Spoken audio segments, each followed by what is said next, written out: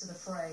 Yeah, when did he become such a Tory? I mean, it's a very different Bob Geldof we see nowadays. But sure, we've all changed. Yeah, absolutely. We all grow and develop as people. But I can't. It's not a Bob Geldof business, for a start.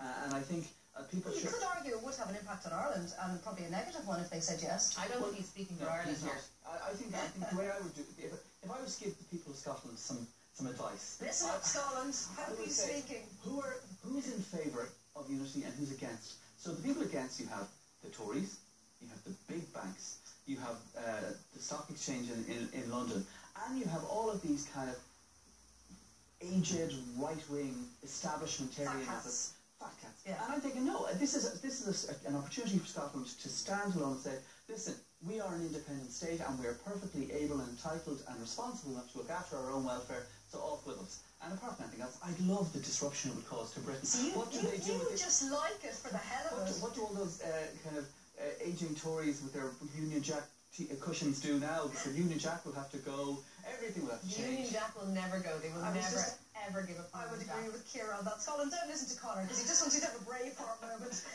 Because there are two arguments here. There's the emotional response. And, you know, I think in Ireland we're going, go on. I really hope that they vote yes, and I don't think... Why, Ciara? Well, I think it is a triumph of hope over fear if they vote yes, because I think that they are embracing their, you know, their self-determination, and it is a jump into the unknown. There's lots of unknowables for them, and, you know, the currency, the effect on their economics and all that. But I don't think they're thinking about those things. No, I don't think they are either. And I look, you know, we've become independent. We've managed. We don't have the oil. Oh yeah, it turned out great for us. Well, we still wouldn't go back. You know what I mean? No, we wouldn't go back. That's right. You know, we don't have the oil. We don't have the natural gas, and we've managed to survive. They've got 25% of Europe's fisheries. You know, they're not a country without natural resources. I hope they do.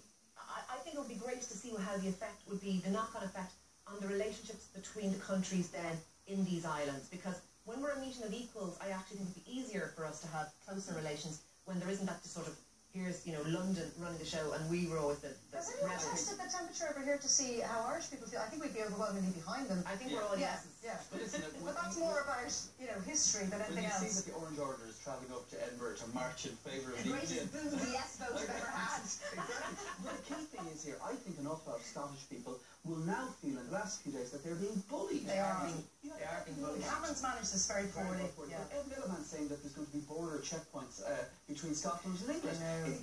They're almost suggesting that there's going to be this North Korea, South Korea demilitarised zone between the two countries. It is absolutely farcical. If Scotland votes for independence, things will be grand. Nothing is going to change. There's not going to be any great political upheaval. Things will be fine, except they will have slightly more independence. But ultimately, they'll be in the European Union, and they'll still have to answer to their European overlords in Frankfurt. I think Geldof is an Anglophile, and I think that he is coming out on the no side once again to kind of put the boot into Ireland and to say, you know, the union is great, and we, you know, anyway. That's Ciara's thoughts. Yes, from Scotland. Let's talk about Obama and